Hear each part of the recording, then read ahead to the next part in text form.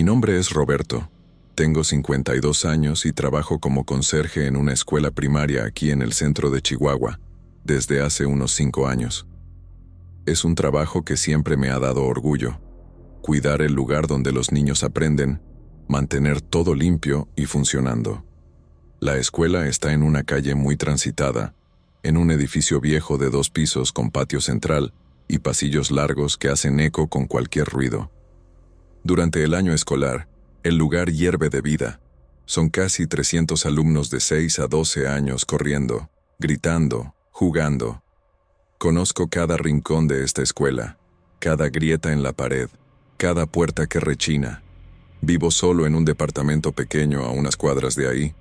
Me levanto a las 5 de la mañana, me tomo mi café negro y camino hasta el trabajo. Es una rutina que me tranquiliza. Siempre ha sido así. Nunca imaginé que un día esa misma escuela me haría cuestionar mi propia cordura.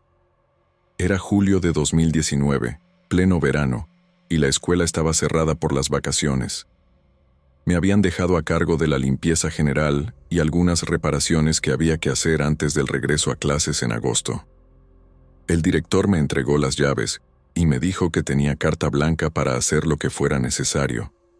Era un trabajo que me gustaba, poder trabajar a mi ritmo, sin prisa, escuchando mi radio viejo mientras encerraba los pisos o pintaba las paredes. La escuela vacía tenía un silencio diferente, más pesado, pero ya estaba acostumbrado. Ya había hecho esto otras veces. Empecé por el ala norte, donde están los salones de primero y segundo año. Eran los más pequeños, con pupitres chiquitos y dibujos coloridos en las paredes. Recuerdo que ese primer día, un lunes, hacía un calor del demonio afuera, pero adentro de la escuela estaba fresco y silencioso, perfecto para trabajar. Los primeros días pasaron normales. Llegaba a las 7 de la mañana, abría todas las ventanas para que se aireara, prendía mi radio en una estación de música norteña y empezaba el trabajo. Limpiaba salón por salón, acomodaba los materiales que habían quedado regados, arreglaba algunos pupitres rotos. El silencio era total. Solo se rompía con la música del radio y los ruidos de la calle. Carros pasando, vendedores ambulantes gritando. Vida normal de ciudad. Me llevaba mi almuerzo de casa, unos tacos que calentaba en el microondas del salón de maestros y comía en el patio, aprovechando la sombra de los árboles. Era una rutina tranquila, casi meditativa. La escuela durante las vacaciones tenía una paz que yo apreciaba. No tenía que preocuparme por niños corriendo, maestros pidiendo favores, papás quejándose de algo. Era solo yo, mi trabajo y el silencio. Al menos eso era lo que pensaba en ese entonces. Fue el jueves de la primera semana que lo escuché por primera vez. Estaba en un salón del segundo piso, encerrando el piso cuando escuché algo que me hizo parar en seco.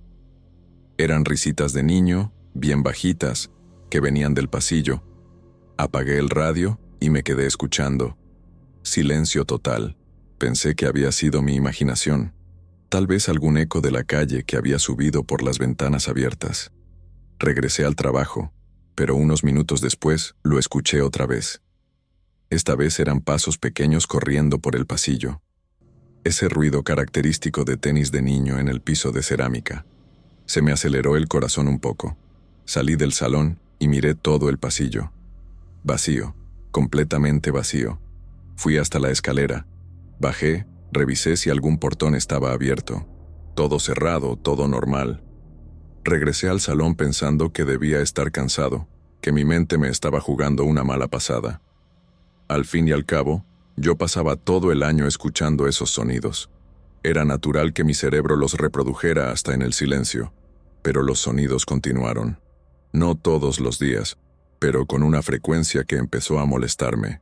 Siempre risitas bajitas o pasos corriendo, siempre cuando estaba solo en un salón. Paraba lo que estaba haciendo, salía a revisar y nunca encontraba nada. Empecé a poner más atención, a tratar de identificar de dónde venían exactamente. A veces parecía venir del patio, otras veces de los pasillos. Una vez hasta creí que venía del salón de al lado. Pero cuando iba a revisar, siempre lo mismo. Silencio absoluto. Empecé a cuestionarme si no me estaría volviendo loco. Tal vez era la edad, tal vez el calor, tal vez la soledad. Mi exesposa siempre decía que trabajaba demasiado, que necesitaba salir más, platicar con gente. Pensé en comentarle al director, pero ¿qué le iba a decir? ¿Que estaba escuchando fantasmas de niños? ¿Iba a pensar que estaba tomando en el trabajo o algo peor? Decidí quedarme callado y seguir trabajando, tratando de ignorar los sonidos. Fue en la segunda semana que las cosas se pusieron más raras. Había dejado algunos juguetes que encontré regados por los salones en una caja en el salón de maestros. Eran cosas sencillas, algunos carritos, muñecas pequeñas, pelotas de hule, esas cosas que los niños siempre se les olvidan. A la mañana siguiente, cuando llegué, encontré algunos de esos juguetes regados por el patio. No todos, solo 3 o 4, como si alguien hubiera jugado con ellos y los hubiera dejado tirados. Mi primer pensamiento fue que algún gato había entrado y había tirado la caja, pero cuando fui a revisar, la caja estaba en el mismo lugar, intacta, con los otros juguetes acomodados adentro. ¿Cómo habían salido esos juguetes de ahí y habían ido a parar al patio? Los recogí otra vez, los guardé en la caja y cerré con llave el salón de maestros. Debía haber sido algún animal, o tal vez yo había olvidado guardar algunos. Mi memoria ya no era la misma de antes, pero a la mañana siguiente, lo mismo. Esta vez eran otros juguetes, y estaban acomodados de una manera diferente, como si alguien hubiera jugado con ellos de verdad, no solo los hubiera tirado. Un carrito estaba debajo de la resbaladilla, una muñeca sentada en la banca del patio, una pelota recargada en la pared. Sentí un frío en el estómago. Revisé todas las puertas y ventanas, todo cerrado. No había señales de que hubieran forzado nada, nada fuera de lugar excepto los juguetes. Empecé a sospechar que alguien estaba entrando a la escuela durante la noche. Tal vez algún vagabundo o chavos haciendo travesuras. Decidí estar más atento, revisar todo 2 veces antes de irme. Esa noche, antes de salir, di una vuelta completa por la escuela. Cerré todo con cuidado extra y hasta anoté la posición exacta de algunos objetos para ver si alguien los movía. Estaba decidido a descubrir qué estaba pasando. A la mañana siguiente, todo estaba exactamente como lo había dejado, excepto por una cosa que me heló la sangre. En el pizarrón de uno de los salones, donde yo tenía la certeza absoluta de que estaba limpio, había un dibujo hecho con gises de colores. Era un dibujo sencillo, del tipo que hace un niño de 6 o 7 años. Una casa con techo triangular, un árbol al lado, un sol en la esquina con rayos saliendo, algunas flores en el suelo. Nada del otro mundo, excepto por el hecho de que yo había limpiado ese pizarrón el día anterior y tenía la certeza de que no había nada en él. Me quedé parado frente al dibujo como 5 minutos, tratando de encontrar una explicación lógica. Tal vez había olvidado limpiar, tal vez el dibujo ya estaba ahí y no me había dado cuenta, pero yo conocía mi trabajo. Sabía que siempre limpiaba los pizarrones, era parte de mi rutina. Borré el dibujo con el borrador, pero me temblaban las manos. Algo muy raro estaba pasando en esa escuela. Los días siguientes fueron una mezcla de tensión y intentos de racionalizar. Seguía escuchando los sonidos, risas, pasos, a veces hasta vocecitas bajitas que no lograba entender. Siempre cuando estaba solo, siempre viniendo de lugares donde yo tenía la certeza de que no había nadie. Empecé a encontrar más dibujos en los pizarrones, siempre sencillos, siempre del tipo que hace un niño pequeño. Una vez encontré letras chuecas escritas con gis. Parecían tratar de formar palabras, pero no lograba descifrar. Otra vez, encontré huellas pequeñas en el piso que acababa de limpiar, huellas de tenis infantiles, del tipo que deja ese dibujo característico de la suela. Yo limpiaba todo, trataba de ignorar, pero se estaba poniendo cada vez más difícil. Mi sueño empezó a estar mal. Me despertaba a medianoche pensando en la escuela, imaginándome qué podría estar pasando ahí mientras yo estaba en casa. Empecé a tomar más cerveza por las noches, tratando de relajarme, pero no servía de mucho. Fue en la tercera semana que lo vi por primera vez. Era una tarde de mucho calor. Estaba en el patio regando las plantas cuando noté una sombra moviéndose en mi visión periférica. Volteé y vi una silueta pequeña, del tamaño de un niño, corriendo detrás de una de las columnas del patio. Se me paró el corazón. Solté la manguera y corrí hasta ahí, pero cuando llegué no había nada. Me quedé parado, respirando pesado, viendo alrededor. El patio estaba vacío, silencioso, solo el ruido del agua de la manguera cayendo al suelo. Pensé que podía haber sido una sombra de pájaro o algún truco de la luz, pero había sido muy nítido. Era definitivamente la sombra de un niño corriendo. Regresé a casa ese día más temprano. Me dije que necesitaba un descanso. Tal vez estaba trabajando demasiado. Tal vez el calor me estaba afectando. Pero en el fondo, yo sabía que había visto algo que no podía explicar. A partir de ese día, empecé a ver las sombras más seguido. Siempre pequeñas, siempre moviéndose rápido, siempre desapareciendo cuando volteaba directamente. Era como si hubiera niños jugando en la escuela, pero niños que yo no podía ver completamente. Solo sus sombras. A veces veía una corriendo por el pasillo, otras veces jugando en el patio. Una vez hasta vi lo que parecían ser dos sombras pequeñas jugando a las traes cerca de los baños. Paraba lo que estaba haciendo e iba a revisar, pero siempre encontraba el lugar vacío. Los sonidos también se hicieron más frecuentes y más claros. Ya no eran solo risas lejanas. Ahora escuchaba conversaciones bajitas, como si los niños estuvieran cuchicheando entre ellos. A veces escuchaba a alguien llamando Roberto bien bajito, pero cuando yo respondía, ¿quién está ahí?, solo silencio. Mi presión empezó a subir. Sentía el corazón acelerado cada vez que escuchaba o veía algo. Se estaba poniendo difícil trabajar. Empecé a evitar ciertas partes de la escuela. El salón donde siempre aparecían los dibujos, lo dejé para el final. El pasillo del segundo piso, donde los sonidos eran más frecuentes, solo iba cuando era absolutamente necesario. El baño de las niñas del primer piso, donde una vez escuché una voz cantando bajito una canción infantil que no pude identificar, simplemente dejé de limpiarlo. Me decía que iba a regresar después, cuando me sintiera mejor, pero en el fondo sabía que tenía miedo. Miedo de una escuela donde trabajaba desde hacía algunos años. Miedo de niños que tal vez ni existían. Empecé a trabajar más rápido, tratando de terminar todo antes del mediodía para poder irme más temprano. Mi rendimiento bajó, dejaba cosas a medias, me saltaba pasos de la limpieza. Solo quería salir de ahí lo más rápido posible. Pero aún así, aún corriendo, siempre escuchaba algo que me hacía parar y voltear por encima del hombro. En la última semana antes del regreso a clases, las cosas llegaron al punto máximo. Estaba en el salón de maestros acomodando los materiales cuando escuché claramente una voz de niño llamando «Maestro Roberto» desde el pasillo. Así me decían los alumnos durante el año escolar. Salí corriendo del salón y grité «¿Quién está ahí?», pero el pasillo estaba vacío. Esta vez ya no aguanté más. Me senté en el suelo, me recargué en la pared y empecé a llorar.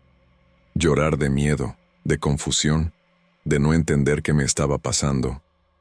¿Me estaría volviendo loco? ¿Sería algún tipo de estrés? ¿Alguna enfermedad mental que se estaba manifestando? Pensé en buscar un doctor, un psicólogo, alguien que me pudiera explicar qué estaba pasando. Pero ¿cómo le iba a explicar? ¿Cómo le iba a contar que estaba viendo y escuchando niños fantasmas en la escuela? Iban a pensar que estaba delirando. Me iban a jubilar por invalidez. Iban a acabar con mi vida. Me quedé ahí sentado en el suelo como una hora, tratando de calmarme, tratando de encontrar fuerzas para seguir. En los últimos días antes del regreso a clases, prácticamente corría por la escuela. Hacía lo mínimo necesario y me salía. Los sonidos siguieron, las sombras siguieron, los dibujos siguieron apareciendo. Pero había tomado una decisión. Iba a aguantar hasta el final de las vacaciones y después, Con la escuela llena de niños de verdad, tal vez todo regresara a la normalidad. Tal vez los sonidos reales de los niños reales callaran los otros sonidos. Tal vez las sombras reales de los niños reales me hicieran olvidar las otras sombras. Era mi única esperanza.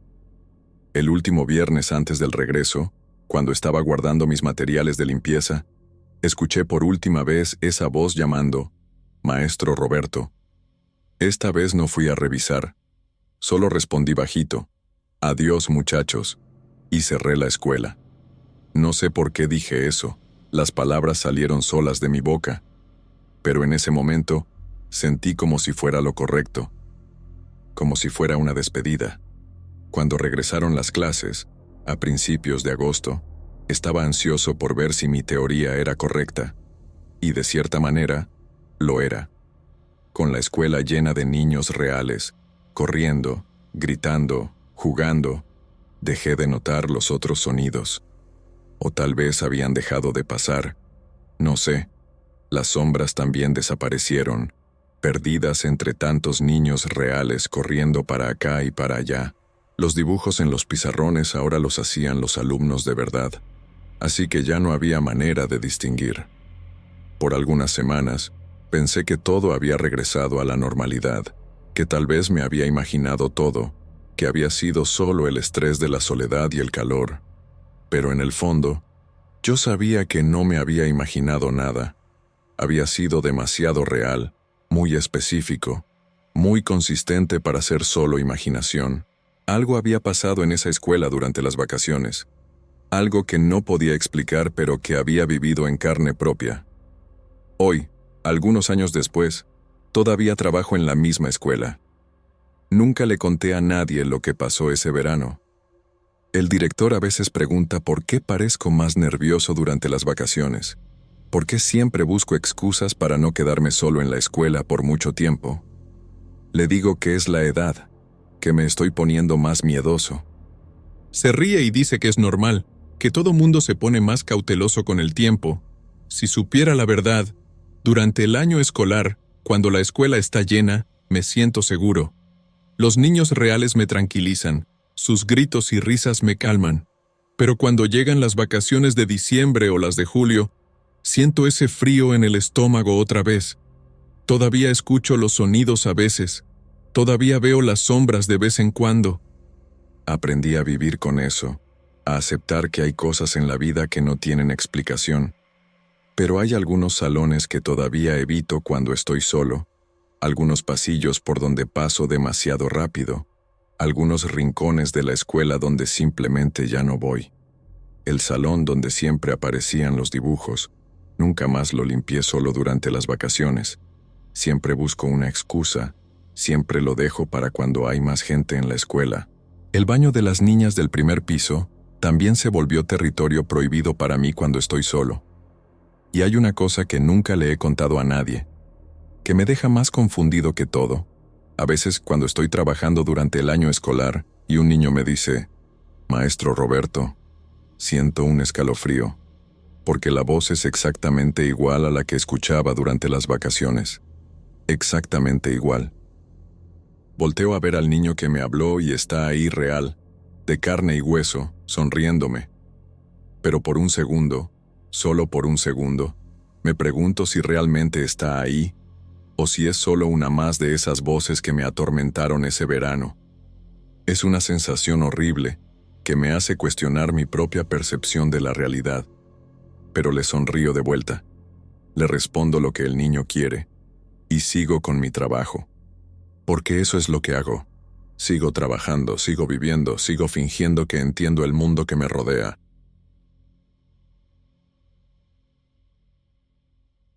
Mi nombre es Carmen y trabajo como enfermera en el Hospital General de Ciudad Juárez desde hace casi 15 años. Después de mi divorcio, el año pasado, pedí cambiarme al turno de la madrugada porque necesitaba el adicional nocturno y, sinceramente, quería evitar los chismes de las compañeras sobre mi separación. El turno va de las 11 de la noche a las 7 de la mañana y yo me encargo del piso de cuidados paliativos. Es un trabajo pesado emocionalmente, pero siempre me sentí preparada para lidiar con la muerte y el sufrimiento. Al menos eso pensaba antes de empezar a notar cosas raras. Al principio, pensé que era solo cansancio o estrés por el cambio de vida. Pero ahora, después de 6 meses trabajando en este horario, estoy segura de que algo muy extraño pasa en este hospital durante la madrugada. No sé si alguien va a creer lo que voy a contar, pero necesito desahogarme con alguien. Estoy pensando seriamente en pedir transferencia, aunque eso signifique ganar menos. Las primeras semanas fueron normales, dentro de lo que se puede considerar normal en un piso donde la gente viene a morir. Yo hacía mis rondas cada 2 horas, revisaba a los pacientes, administraba medicamentos y mantenía los registros al día. Siempre hay algunos cuartos vacíos, principalmente los del final del pasillo, que están medio aislados y se usan solo cuando no hay otra opción. Durante las primeras 2 semanas, todo salió bien. Hasta me estaba gustando la tranquilidad del turno nocturno. No tenía la corredera del día, podía darles más atención a los pacientes y me sentía útil ofreciendo consuelo a quien estaba pasando por sus últimos momentos. Mis compañeros del turno eran el doctor Jairo, que hacía guardia de sobresaliente, y Roberto, el auxiliar de enfermería. Éramos solo nosotros 3 para cuidar todo el piso. Roberto siempre dormía un rato en la sala de descanso entre una ronda y otra, y el doctor solo aparecía cuando lo llamábamos. Me sentía bien con esa rutina. Pensaba que finalmente había encontrado mi lugar en el hospital. Fue un martes, como a las 3 de la mañana, que escuché voces por primera vez. Estaba pasando por el pasillo haciendo mi ronda de rutina cuando escuché lo que parecía ser una plática bajita que venía de uno de los cuartos vacíos. Era raro porque yo estaba segura de que ese cuarto estaba vacío desde hacía por lo menos una semana. Me paré enfrente de la puerta y puse atención. Eran 2 voces, una de hombre y una de mujer, hablando en tono bajo, casi susurrando. No pude entender lo que decían, pero el tono parecía íntimo, como si fueran personas cercanas platicando sobre algo importante. Pensé que tal vez era algún familiar que se había quedado para hacerle compañía a algún paciente en otro cuarto, y las voces se estaban escuchando por los ductos de ventilación. Abrí la puerta despacito para verificar. El cuarto estaba completamente vacío y oscuro. Prendí la luz y miré alrededor. Nada. Las camas estaban arregladas, sin ropa de cama. Como siempre dejamos los cuartos desocupados. Apagué la luz y cerré la puerta, pero me quedé con esa sensación rara en el estómago. Traté de convencerme de que me lo había imaginado, pero sabía que no era cierto. La noche siguiente, pasó otra vez, pero esta vez en otro cuarto vacío. Eran casi las 4 de la mañana y yo estaba regresando de la cocina con un café, cuando escuché risitas bajitas que venían de ahí. No eran risas alegres, ¿sabes? Era más como si alguien estuviera contando un chiste íntimo o recordando algo chistoso del pasado. Me quedé parada enfrente de la puerta por unos minutos, tratando de entender de dónde venían los sonidos. Esta vez, decidí no abrir la puerta de inmediato. Esperé como 5 minutos escuchando, y las risas continuaron. Cuando finalmente abrí, el silencio fue inmediato y total. El cuarto estaba vacío, como esperaba, pero había algo diferente. El aire estaba más caliente de lo normal, como si alguien hubiera estado ahí por un rato. Toqué la cama y el colchón estaba tibio. No tenía sentido. Esos cuartos vacíos siempre están más fríos que los ocupados. Empecé a cuestionarme si no me estaba imaginando cosas. Tal vez era el estrés del divorcio, el cambio de turno, la falta de sueño adecuado durante el día. Pero en el fondo, yo sabía que había escuchado esas risas. Decidí no comentarle nada a Roberto o al doctor Jairo. No quería que pensaran que me estaba volviendo loca o que no podía lidiar con el trabajo. Pero las cosas siguieron pasando. Casi todas las noches escuchaba algo. Pláticas, risas, a veces lo que parecía ser alguien llorando bajito. Siempre en los cuartos vacíos del final del pasillo. Empecé a anotar todo en una libretita que llevaba conmigo. Fecha, hora, cuarto, tipo de sonido. Después de 2 semanas, Tenía una lista considerable. El patrón era siempre el mismo, entre las 2 y las 5 de la mañana, siempre en los cuartos vacíos, nunca en los cuartos ocupados o en los del principio del pasillo. Y siempre, cuando yo abría la puerta para verificar, el silencio era total y el cuarto estaba más caliente de lo que debería. Una noche, decidí hacer una prueba. Puse un termómetro en uno de los cuartos vacíos antes de empezar mi ronda. Cuando regresé, 2 horas después de escuchar voces que venían de ahí, la temperatura había subido varios grados. No había explicación lógica para eso. El sistema de calefacción estaba funcionando normal en todo el piso. Las voces se fueron haciendo más claras con el pasar de las semanas. No es que pudiera entender las palabras, pero empecé a distinguir diferentes personas. Había una voz de mujer mayor que aparecía con frecuencia, siempre hablando en tono cariñoso, como si estuviera consolando a alguien. Una voz de hombre más joven, que a veces parecía estar contando historias. Y una voz de niña, que escuchaba rara vez, pero que me dejaba más perturbada que las otras. La niña siempre parecía estar preguntando algo, con ese tono insistente que usan los niños cuando quieren atención.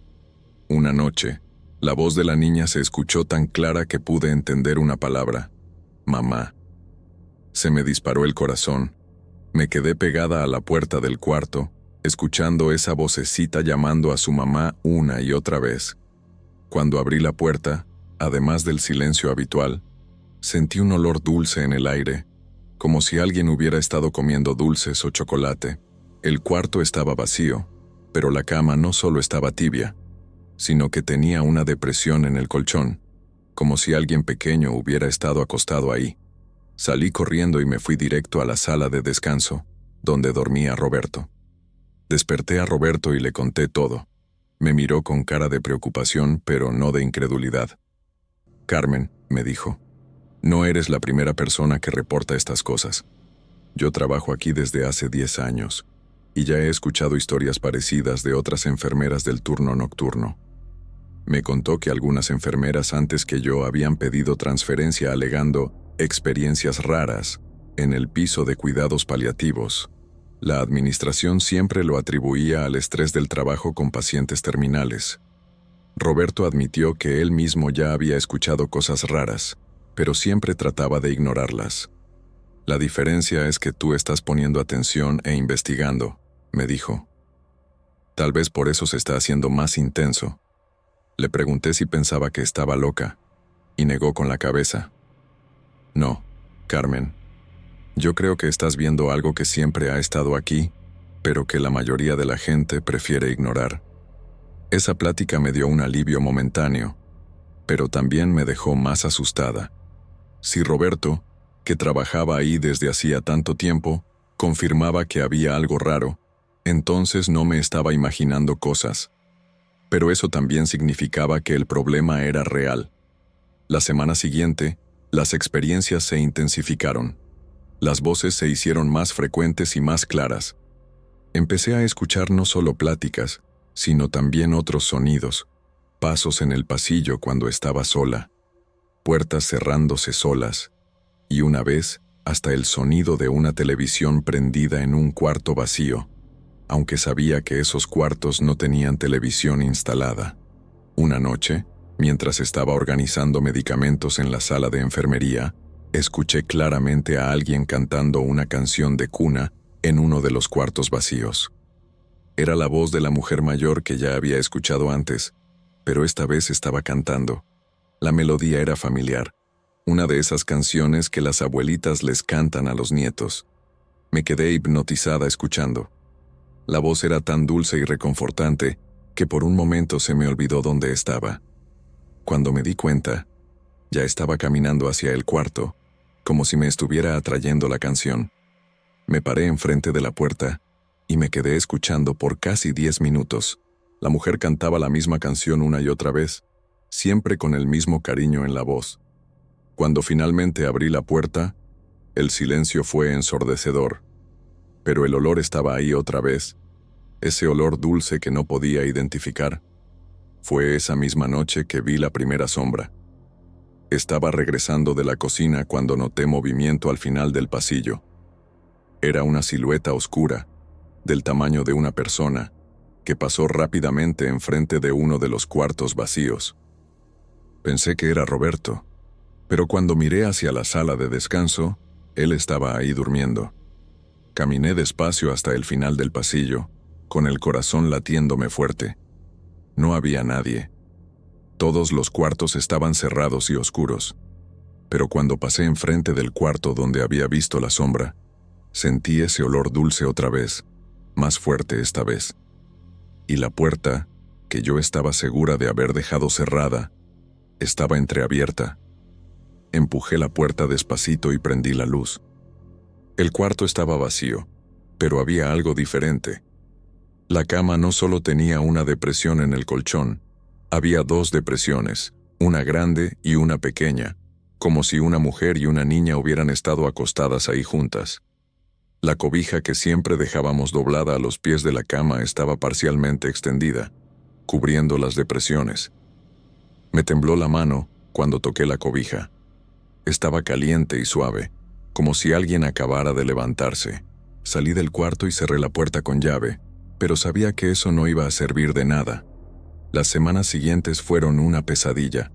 Las experiencias pasaban todas las noches, siempre más intensas.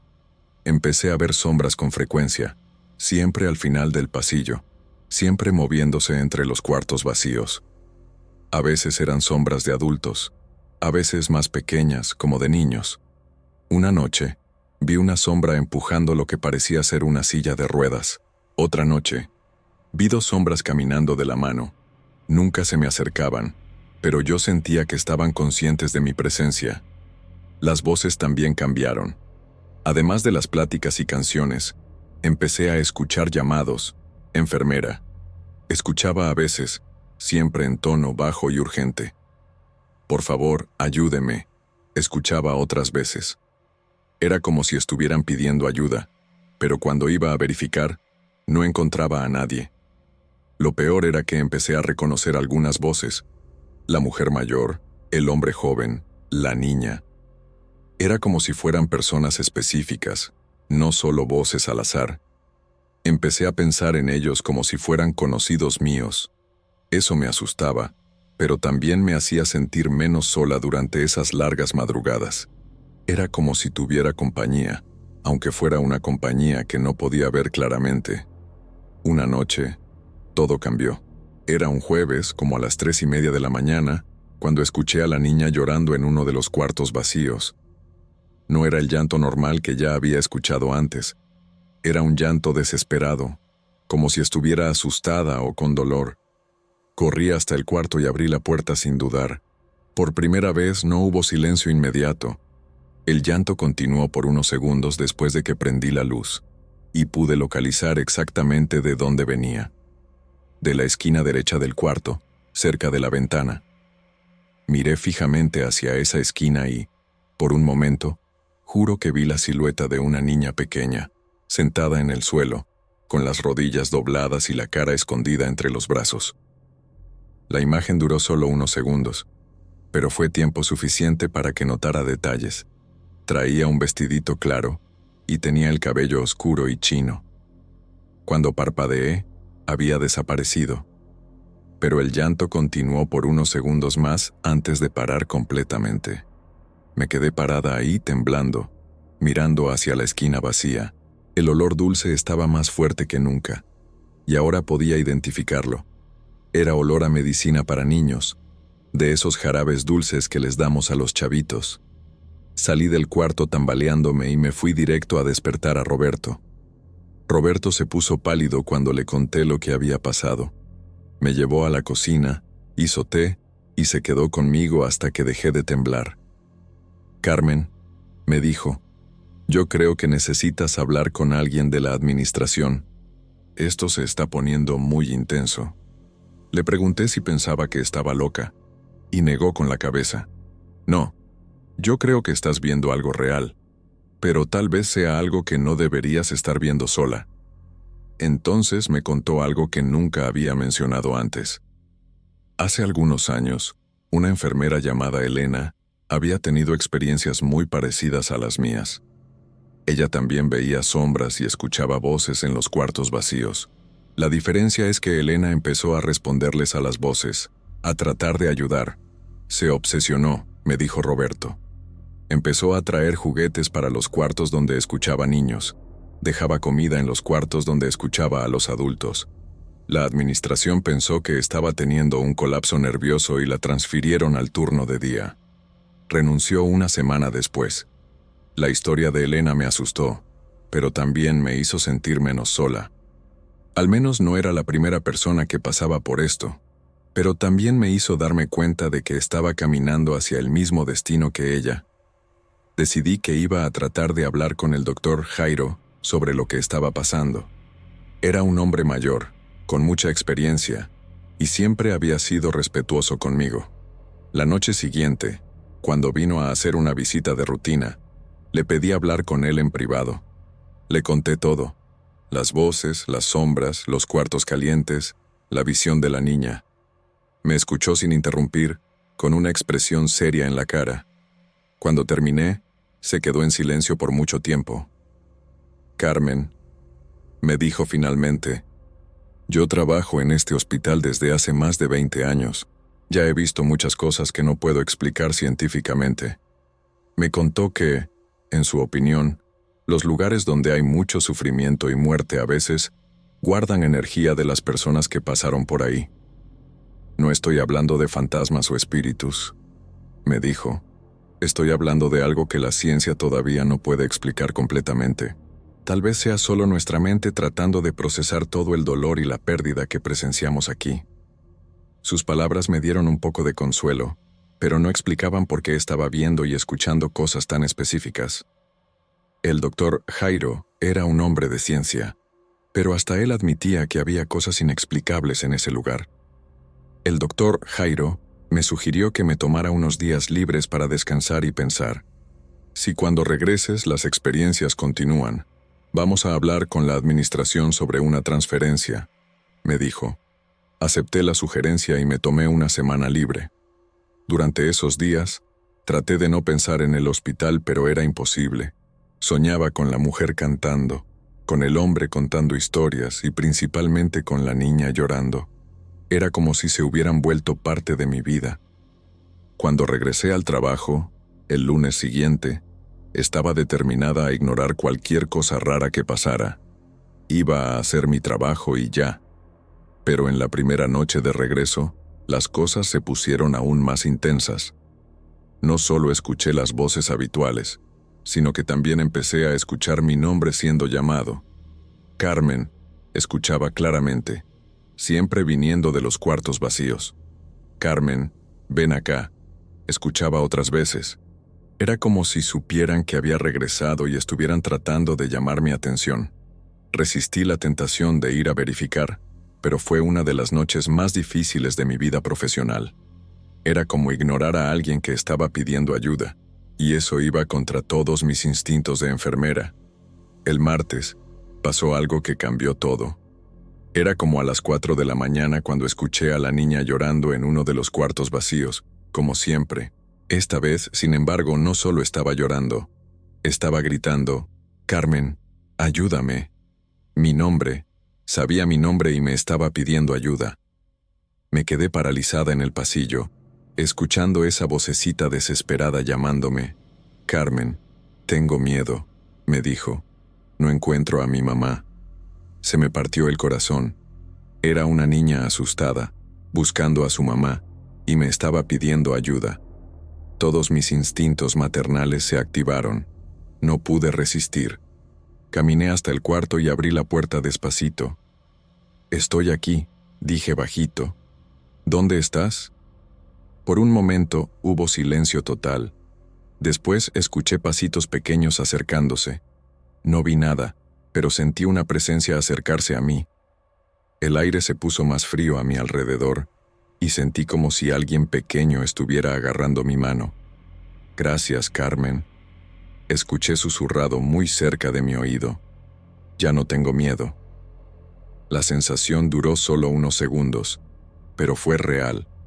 Sentí a una niña agarrando mi mano. En ese momento, me di cuenta de que había cruzado una línea de la cual tal vez no podría regresar. Después de ese episodio, las experiencias cambiaron completamente de naturaleza.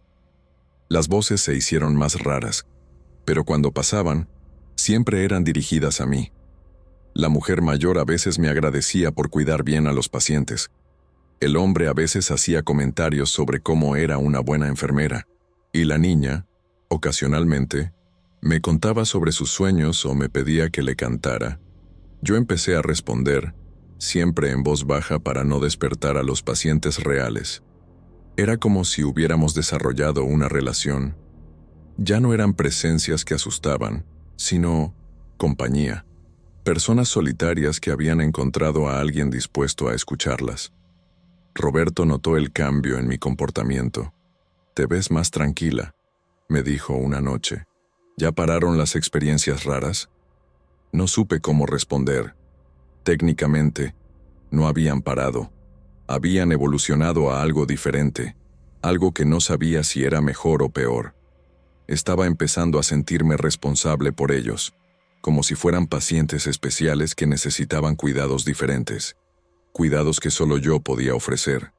Pero también sabía que esto no era normal, y que si alguien se enteraba, mi carrera estaría acabada. 3 semanas después de ese episodio, el doctor Jairo me buscó para platicar. «Carmen, necesito hablarte de algo», me dijo. «La administración está preocupada por ti. Algunos empleados del turno de día han reportado que te han visto hablando sola en los cuartos vacíos». Se me heló el estómago. No sabía que alguien me había visto. «Piensan que estás bajo mucho estrés y están considerando transferirte al turno de día o darte una licencia médica», continuó. «Yo les dije que eres una excelente enfermera y que tal vez solo necesitas un periodo de adaptación, pero están firmes en la decisión». Le pregunté si podía escoger, y me dijo que sí. Transferencia al turno de día o licencia médica para tratamiento psicológico. Ambas opciones significaban dejar a las personas que se habían vuelto importantes para mí. Por primera vez, me di cuenta de que no quería dejarlos. Se habían vuelto importantes para mí, y yo sentía que era importante para ellos también. Pero también sabía que mi carrera estaba en riesgo si insistía en quedarme. Era una decisión imposible. Mi salud mental y carrera, o personas que tal vez existían solo en mi imaginación. Pedí unos días para pensar en la decisión. Durante ese tiempo, las pláticas con mis presencias se intensificaron. Era como si supieran que algo estaba cambiando.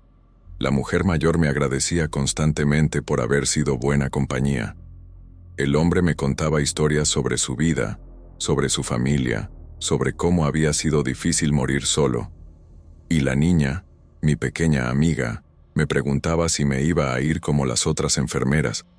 «No quiero que te vayas, Carmen», me dijo una noche. «Tú eres la única que me escucha». Esas palabras me partieron el corazón. Estaba enfrentando un dilema ético y emocional que nunca imaginé que existiera. ¿Cómo abandonas a personas que dependen de ti, aunque esas personas tal vez no existan de la forma tradicional? ¿Cómo escoges entre tu salud mental y tu compasión? Sabía que la decisión racional era aceptar la transferencia o la licencia, pero mi corazón estaba dividido. Ellos me necesitaban, y yo estaba empezando a darme cuenta de que tal vez yo también los necesitaba. Se habían vuelto mi familia nocturna, las únicas personas que realmente me entendían en ese momento tan difícil de mi vida. En la última noche antes de dar mi respuesta a la administración, pasó algo que nunca voy a olvidar. Era como a las 5 de la mañana cuando escuché voces viniendo de uno de los cuartos vacíos. Pero esta vez no eran solo las 3 voces que conocía. Había muchas voces, hombres, mujeres, niños, todos hablando al mismo tiempo. Era como si toda la gente que había muerto en ese piso estuviera reunida en ese cuarto. Caminé hasta ahí con el corazón disparado. Cuando abrí la puerta, el sonido paró inmediatamente, pero el cuarto estaba diferente. No estaba vacío. Había siluetas por todos lados, docenas de ellas, todas mirándome. No podía ver caras claramente, pero podía sentir sus miradas. Era aterrador, pero al mismo tiempo no sentí miedo. Sentí responsabilidad.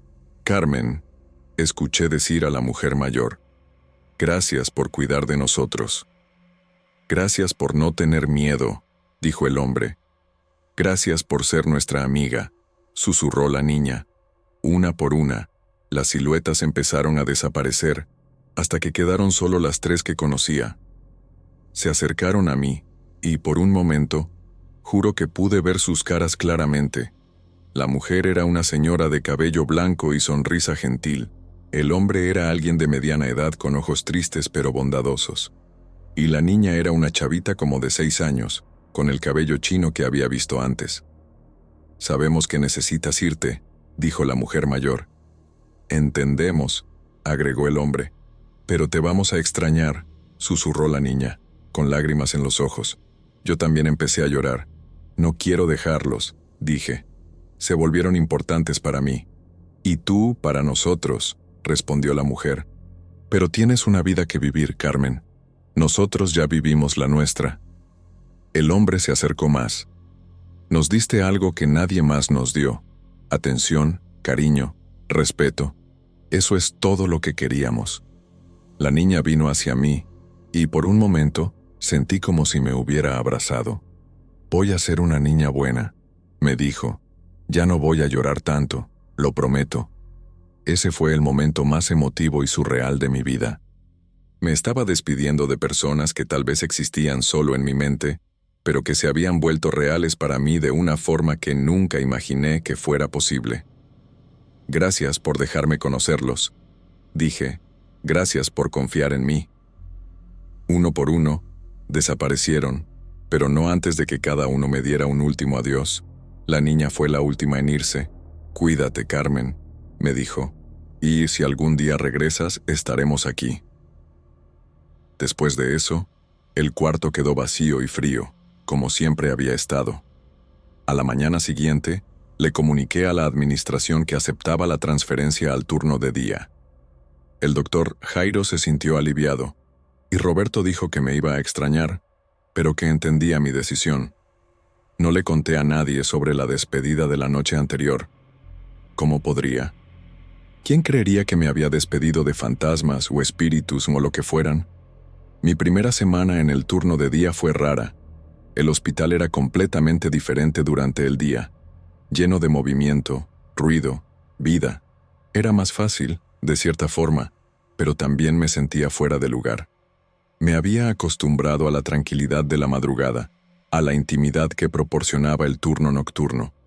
Y, claro, los extrañaba. Varias veces me sorprendí pensando en cómo estarían, si la niña todavía lloraba, si la mujer todavía cantaba, si el hombre todavía contaba sus historias. Era como extrañar a amigos que se habían mudado lejos. Una nostalgia real de personas que tal vez nunca habían existido de la forma como las conocí. Pero también sentía un alivio extraño, como si hubiera salido de un sueño muy intenso y finalmente hubiera despertado a la realidad. 2 semanas después de mi transferencia, Roberto me buscó durante el descanso. Carmen, me dijo, necesitas saber algo. Desde que te fuiste del turno nocturno, las experiencias raras prácticamente pararon. La nueva enfermera no ha reportado nada inusual. Es como si se hubieran ido. Esa información me dejó con sentimientos contradictorios. Por un lado, me sentí aliviada de saber que tal vez habían encontrado paz. Por otro lado, me sentí extrañamente rechazada, como si me hubieran reemplazado fácilmente. ¿Crees que estaban esperando a alguien como yo?, le pregunté. Roberto pensó por un momento. Tal vez, me dijo. O tal vez estaban esperando a alguien que se preocupara lo suficiente como para escucharlos. Alguien que no tuviera miedo de reconocer que existían. Sus palabras me hicieron pensar. Tal vez mi experiencia no había sido sobre fantasmas o espíritus, sino sobre compasión, sobre la necesidad humana de ser escuchado y reconocido, incluso después de la muerte. Tal vez les di lo que necesitaban, alguien que los viera como personas, no como apariciones, Y tal vez ellos me dieron lo que yo necesitaba también, una sensación de propósito en un momento muy difícil de mi vida. Ya han pasado algunos meses desde que cambié de turno y mi vida regresó a la normalidad, o al menos a lo que la gente considera normal. Trabajo durante el día, cuido a los pacientes, hago mi parte, pero a veces, principalmente cuando estoy cuidando pacientes en estado terminal, me pongo a pensar en ellos. ¿Habrá encontrado la mujer la paz que buscaba? ¿Habrá logrado el hombre contar todas las historias que tenía guardadas? ¿Habrá encontrado la niña finalmente a su mamá? Esas preguntas probablemente nunca tendrán respuesta, pero me acompañan. Cambiaron la forma como veo mi trabajo, cómo trato a los pacientes, cómo pienso sobre la muerte y lo que viene después. Tal vez esa haya sido la verdadera lección de toda esa experiencia, que la compasión no tiene límites, que el cuidado no termina con la muerte, y que a veces las personas que más necesitan atención son aquellas que no podemos ver claramente. No sé si lo que viví fue real en el sentido tradicional de la palabra, pero sé que fue real para mí. Y eso, al final de cuentas, es lo que importa. A veces me pregunto si otras personas han pasado por experiencias parecidas, pero nunca han tenido el valor de hablar sobre ellas. Todavía trabajo en el Hospital General de Ciudad Juárez, pero ahora en el turno de día. Es un ambiente completamente diferente, con más esperanza y menos despedidas. Pero a veces, cuando paso por el piso de cuidados paliativos para entregar algún documento o buscar algún material, siento una punzada de nostalgia. Miro hacia el final del pasillo, hacia los cuartos que solían estar habitados por mis presencias, y me pregunto si todavía hay alguien ahí, esperando a una enfermera que tenga tiempo y valor para escucharlos. Hasta ahora, ninguna de las enfermeras que me reemplazaron ha reportado experiencias raras. Tal vez porque no ponen atención, tal vez porque no quieren ver, o tal vez porque mis amigos nocturnos realmente encontraron lo que buscaban y siguieron adelante. Prefiero creer en la última opción. Me gusta pensar que ayudé a 3 almas perdidas a encontrar su camino, aunque eso me haya costado mi paz mental por algunos meses.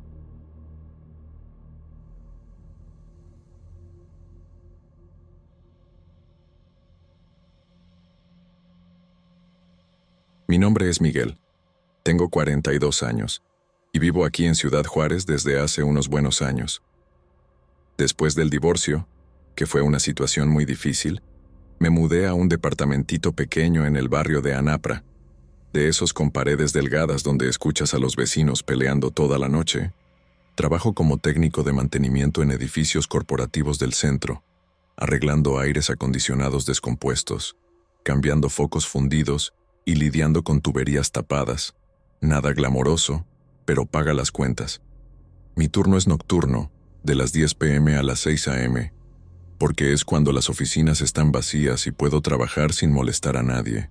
El divorcio me dejó solo, sin los hijos que mi ex se llevó a Chihuahua, y me quedo dándole vueltas a eso mientras manejo mi pick-up vieja por la avenida Tecnológico, con el radio tocando rancheras tristes. En el día a día, despierto como a las 5 p.m., me tomo un café negro fuerte en la cocina desordenada, me como un taco rápido en la cantina de la esquina y me voy al jale, siempre con esa sensación de vacío en el pecho. A veces le hablo por teléfono a mi hermano en El Paso para platicar, pero él está ocupado con su familia, entonces me quedo en la mía. El edificio donde más agarro chamba es una torre moderna de 15 pisos, llena de empresas de call center y logística, con alfombras grises y luces fluorescentes que zumban todo el tiempo. Entro por el estacionamiento subterráneo, agarro mi carrito de herramientas y subo a los pisos, checando los reportes en el celular. Es una rutina monótona, pero al menos me distrae de los pensamientos feos sobre el divorcio. Una noche, como 2 semanas después de empezar en ese edificio nuevo, recibí una llamada en el radio interno mientras arreglaba una fuga en el baño del 7º piso. Era de la extensión 456 que está en una sala de juntas vacía, pidiendo que revisara un problema eléctrico urgente. Se me hizo raro, porque el edificio estaba desierto a esa hora, solo yo y el guardia de abajo viendo la tele. Subí hasta allá. La sala estaba oscura, pero cuando prendí la luz, vi que una de las computadoras estaba prendida, con la pantalla parpadeando en el protector de pantalla. No había nadie, pero la silla estaba ligeramente chueca, como si alguien se hubiera levantado hace poco. Pensé que sería algún empleado que se le olvidó apagar. Pasa seguido en esos lugares llenos de gente estresada. Apagué la PC, acomodé la silla y regresé a mi chamba, pero me quedé con la espinita, como quien me habló de una extensión vacía. En el camino a casa, manejando por la frontera iluminada, me reí de mí mismo, pensando que era cansancio acumulado del divorcio. Llegué al depa, me tomé una cerveza fría y me tiré en la cama, pero tardé en dormir, pensando en el zumbido de esa sala.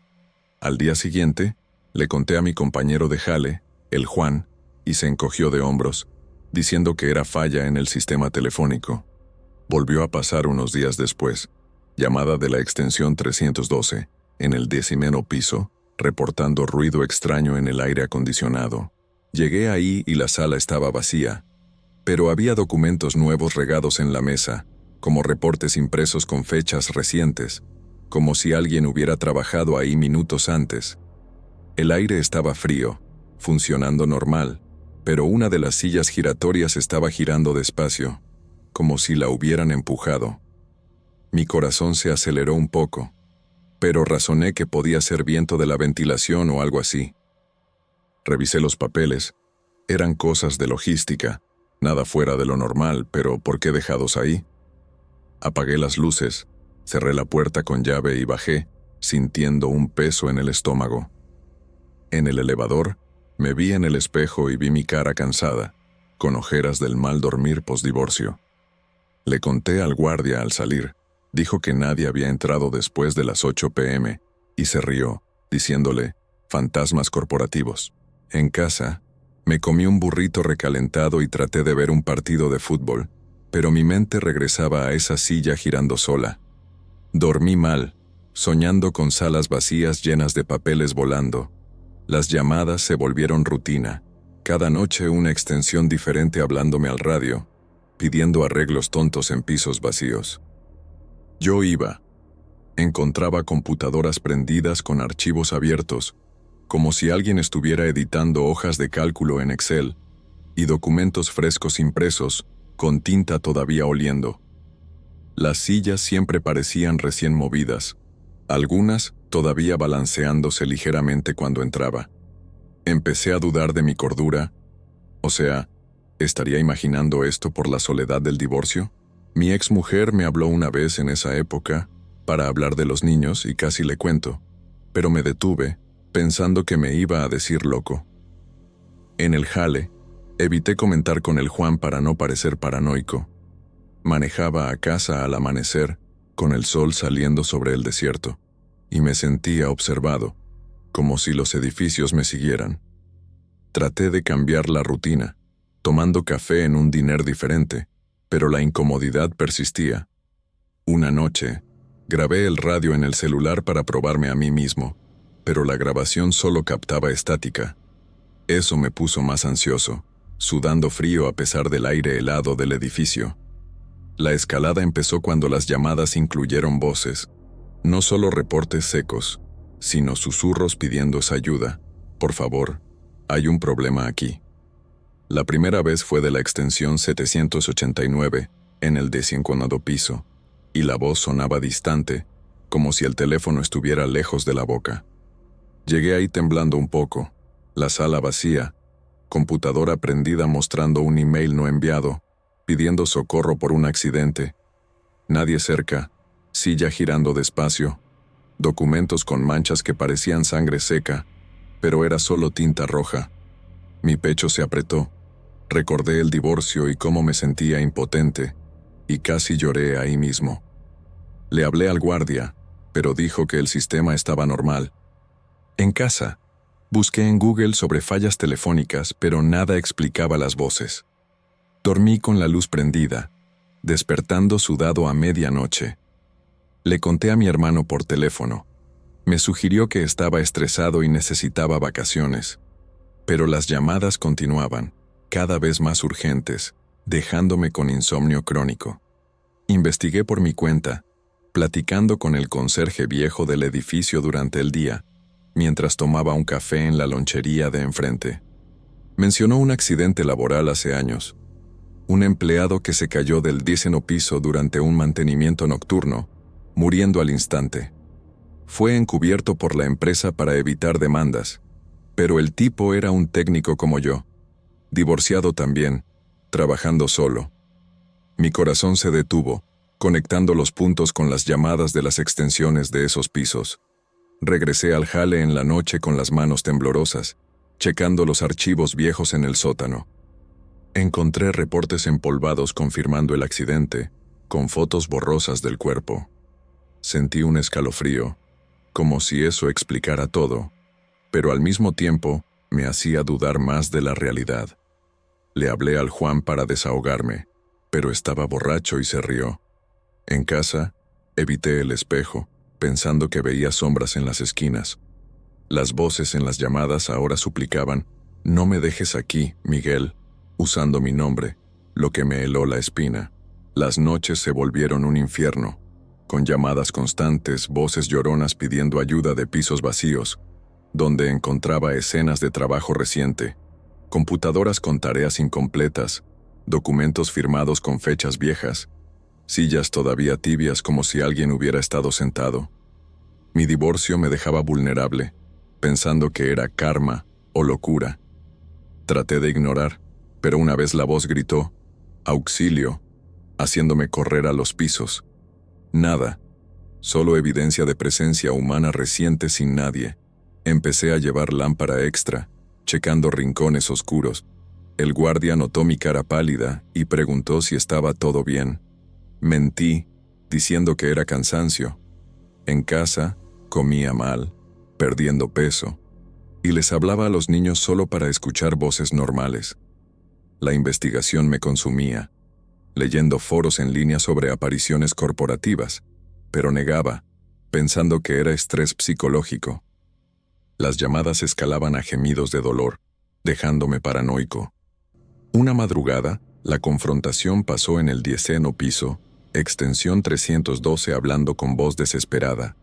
Subí corriendo, corazón en la boca, y vi una figura sentada en la oficina, de espaldas, trabajando en la computadora como si nada. La sala estaba iluminada solo por la pantalla, silla quieta, documentos regados. La figura vestía uniforme viejo, como el mío, y tecleaba furiosamente. Mi cuerpo se congeló, sudor escurriendo. Recordé el accidente viejo. Grité: «Oye, ¿quién eres?». Pero no volteó, solo siguió. Me acerqué despacio, sintiendo el aire pesado, y toqué el hombro. Era como aire, nada sólido. La figura desapareció cuando parpadeé, dejando la computadora con un mensaje: «Ayuda terminada». Corrí de ahí, temblando, y me desplomé en el elevador. En casa, lloré por primera vez desde el divorcio, dudando de todo. Después de eso, las llamadas pararon por unos días, pero me quedaba tenso en el jale, checando pisos vacíos obsesivamente. Mi hermano me convenció de tomarme descanso. Fui a El Paso a visitar familia, pero los pensamientos regresaban.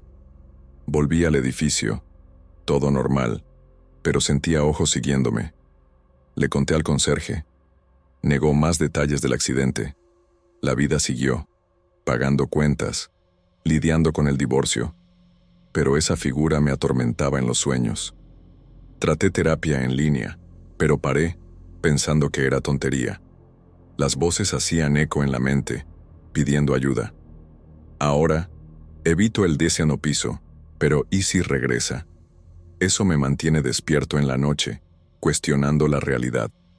Las semanas pasaron, y trataba de racionalizar, diciendo que era alucinación del estrés. Pero los detalles eran demasiado reales, los documentos con fechas del accidente, las voces con acento local.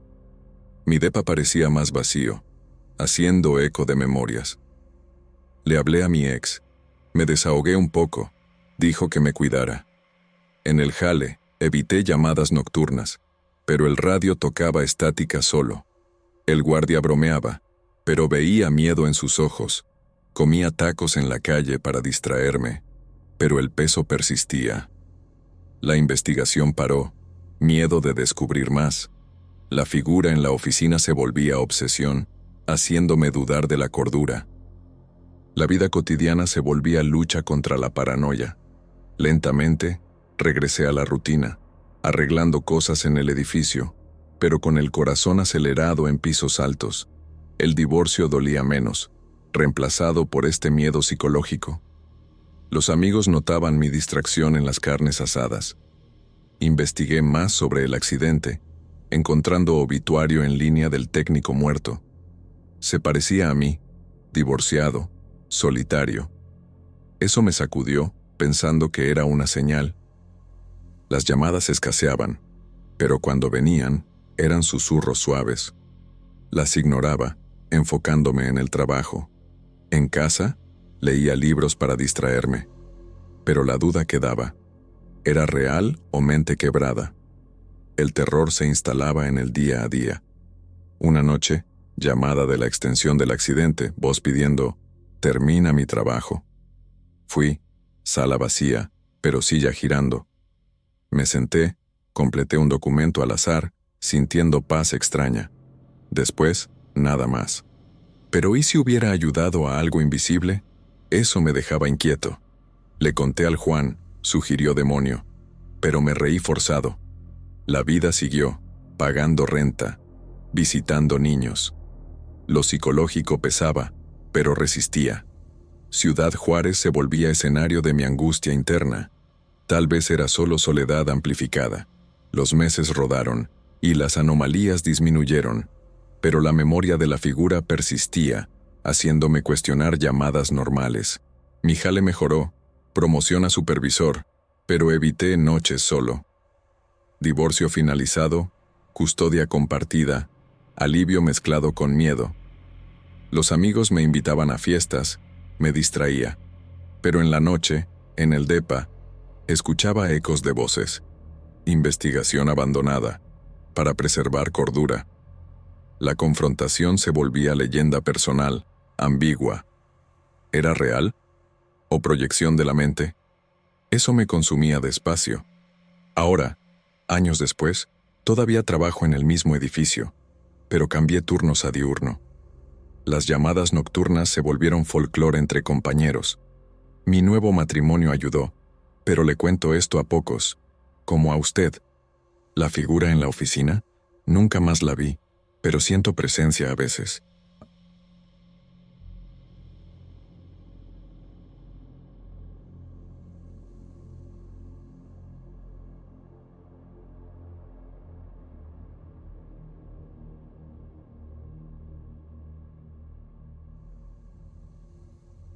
Mi nombre es Elena, y trabajo como recepcionista en este hotel de carretera entre Chihuahua y Parral, un lugar olvidado por Dios donde los traileros paran a dormir y los viajeros cansados solo quieren una cama limpia. Hace como 5 años que mi esposo murió, un accidente de carro tonto en la misma carretera que cruza esta región desierta, y desde entonces me aferré a este trabajo para no volverme loca sola en casa. El hotel es viejo, de esos con alfombras gastadas y focos que parpadean de vez en cuando, y yo me quedo en el turno de la noche, de las 10 p.m. hasta las 6 a.m., atendiendo a quien llega con ojeras profundas e historias tristes.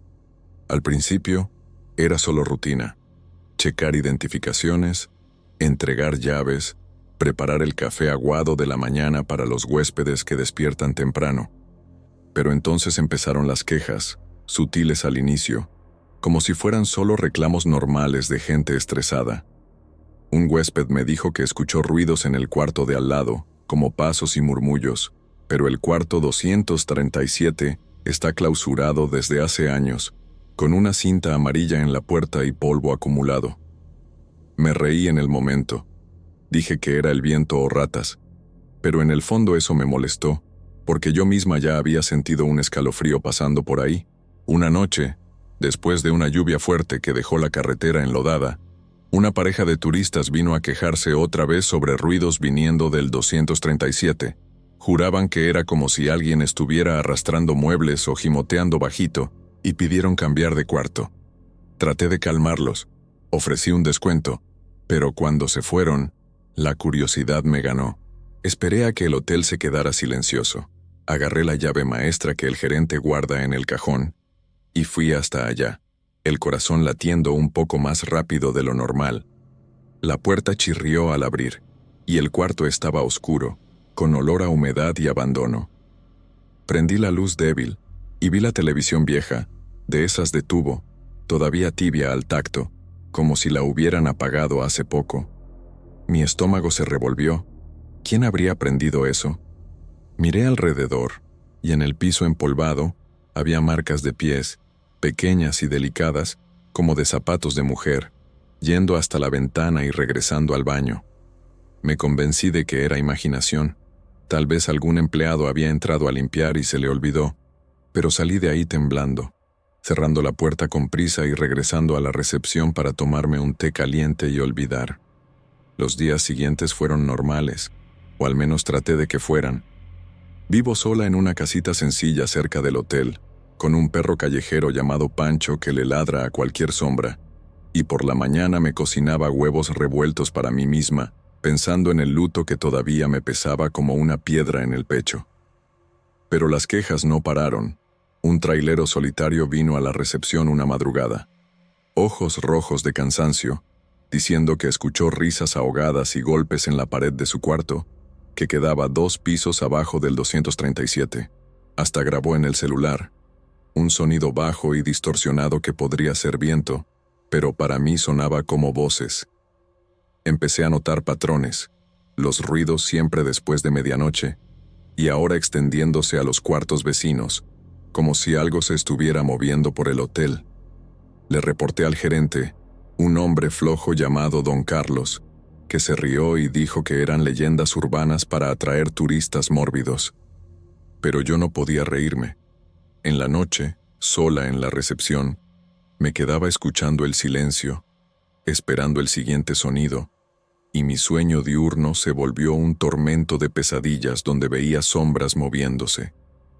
Una semana después, las cosas empeoraron de una manera que me dejó sin aire. Estaba haciendo la ronda nocturna, checando si las luces de los pasillos estaban apagadas para ahorrar energía, cuando pasé por el pasillo del segundo piso. El cuarto 237 queda al final, y de repente escuché un clic, como una puerta abriéndose despacio. Mi corazón se disparó y me acerqué, la linterna del celular temblando en la mano. No era la puerta, sino la televisión dentro del cuarto. Podía escuchar el zumbido bajo a través de la madera. Forcé la perilla, pero estaba cerrada con llave, como siempre. Miré por la rendija debajo de la puerta y vi luz parpadeando, como si un canal estuviera cambiando solo. Mi instinto fue huir, pero la viuda terca en mí me hizo quedarme, y toqué la puerta gritando, «Oiga, ¿quién está ahí?» Silencio absoluto, y entonces un susurro, casi inaudible, como un «ayuda», haciendo eco. Salí corriendo de ahí, regresé a la recepción y pasé el resto de la noche con las luces prendidas, tomando café tras café, cuestionando si me estaba volviendo loca por la soledad. Al día siguiente, decidí investigar de verdad. Busqué en internet y encontré una noticia.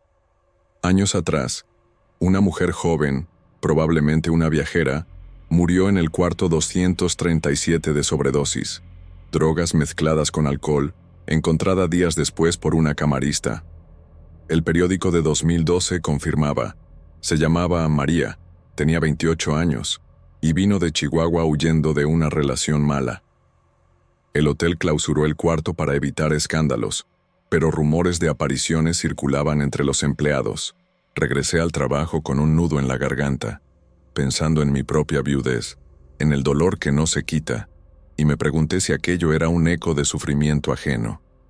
En la noche, los ruidos regresaron, ahora más fuertes, extendiéndose al cuarto 235 y 239, huéspedes quejándose de puertas azotando y risas fantasmales. La escalada vino en una noche de neblina densa, cuando la carretera parecía un río de humo bajo las luces de los postes. Estaba en la recepción, organizando las fichas de huéspedes, cuando un ruido me hizo levantar la cabeza, Un arrastrar de pies en el pasillo de arriba. Subí las escaleras despacio, el corazón en la boca, y al dar vuelta en la esquina, vi algo que me heló hasta los huesos.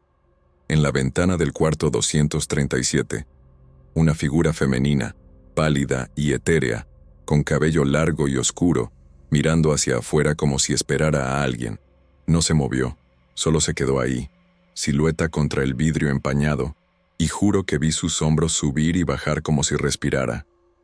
Mi cuerpo se congeló, y parpadeé fuerte, pensando que era reflejo o ilusión óptica, pero cuando abrí los ojos, todavía estaba ahí, volteando la cabeza despacio en mi dirección. Corrí escaleras abajo, tropezándome en los escalones, y me encerré en la recepción, llorando bajito por primera vez en meses, mezclando el miedo con la nostalgia de mi esposo. Después de esa visión, todo cambió en mi rutina. Empecé a evitar el segundo piso, mandando a los de limpieza a lidiar con cualquier cosa ahí, y comencé a tomar medicinas para dormir durante el día, para no soñar con esa figura. Los huéspedes siguieron quejándose, pero yo inventaba excusas. Es la tubería vieja, o traileros ruidosos. En el fondo, sabía que era ella, María, atrapada en ese cuarto, repitiendo su agonía nocturna. Traté de hablar con don Carlos otra vez, pero amenazó con correrme si esparcía tonterías supersticiosas, diciendo que el hotel ya estaba luchando para sobrevivir con la competencia de las cadenas grandes. Entonces, para mantener el trabajo, aprendí a ignorar. Me ponía audífonos con música ranchera fuerte durante el turno. Fingía no escuchar los susurros, y cuando veía la sombra en la ventana de reojo, volteaba la cara y contaba hasta 10. Pero ignorar no significa olvidar.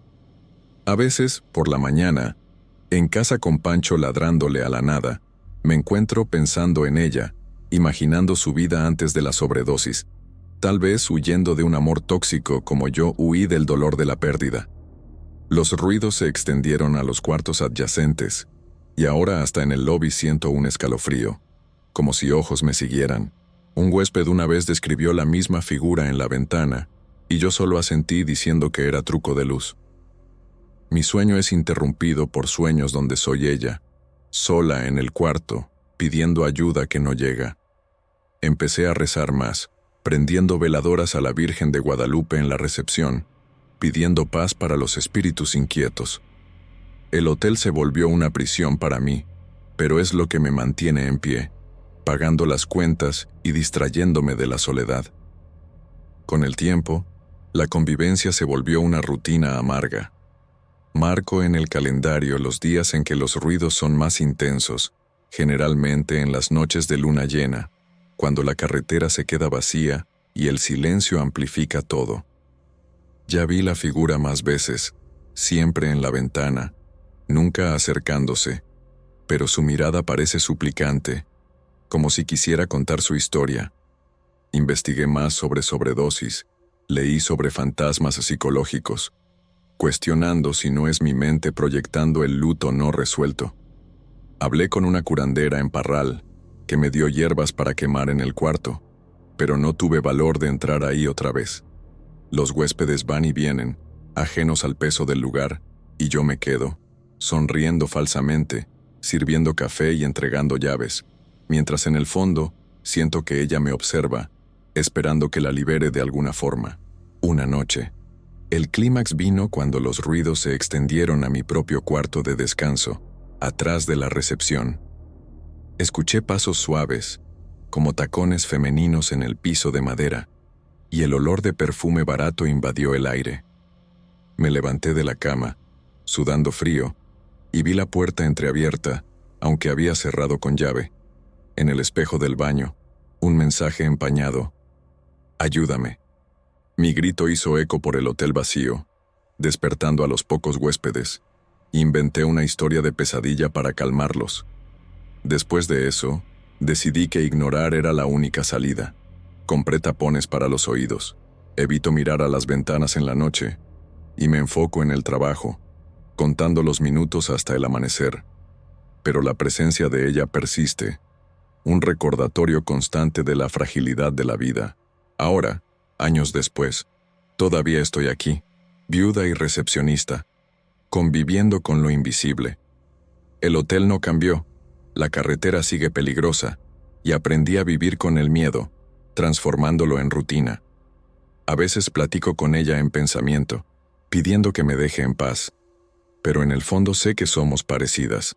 Dos mujeres solas, marcadas por la pérdida. Los huéspedes se quejan menos, tal vez porque los convenzo mejor, o tal vez porque ella se acostumbró a mí. Mi perro Pancho les ladra menos a los rincones oscuros, y duermo un poco mejor, pero nunca olvido esa figura en la ventana, un eco de dolor que se entrelaza con el mío.